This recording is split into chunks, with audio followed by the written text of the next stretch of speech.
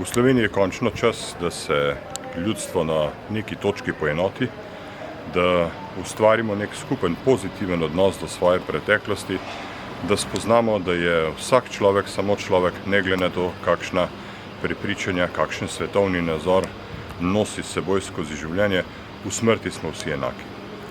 In moramo biti enaki tudi v tem, da imamo vsi pravico do groba, tako da lahko svojci za tistimi, ki odidejo, žalujejo v miru in da lahko ohranijo svoje spomine in jih oživljajo v tistih trenutkih, ko se zberejo tam, kjer ne bi počivali njihovi dragi.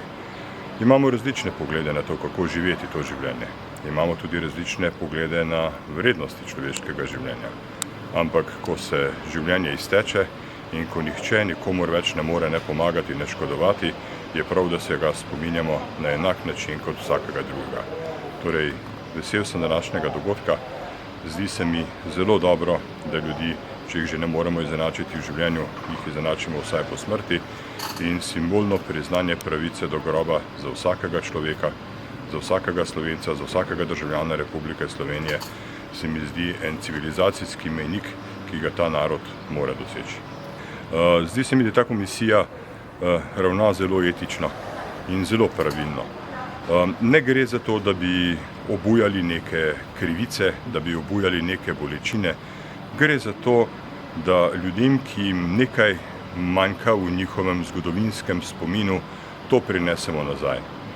Kot sem že rekel, vsi, ki so umrli, morajo imeti pravico biti pripoznani v spominu naroda.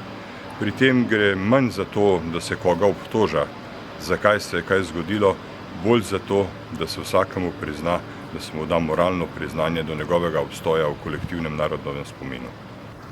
Komemoracije so seveda trenutki, ko ljudje ne samo obujajo spomin na tiste, ki jih ni več med nami, ampak na teh komemoracijah želijo opozoriti, da se nič kaj takega oziroma temu podobnega v zgodovini nikoli več ne bi smelo ponoviti. Jaz razumem, da zdaj enim, zdaj drugim kakšna komemoracija ni všeč, ampak moramo se naučiti sobivati.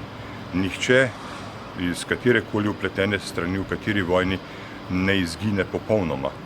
Torej, tisti, ki so bili nekoč nasprotniki, morajo svoje življenje potem preživeti kot ljudje, ki so obstajajo na nekem času in nekem prostoru. In na teh komemoracijah bi bilo zelo lepo videti ljudi tako rekoč z obeh strani. Tudi tiste, ki so kaj zagrešili, pri tistih, ki so kaj pretrpeli.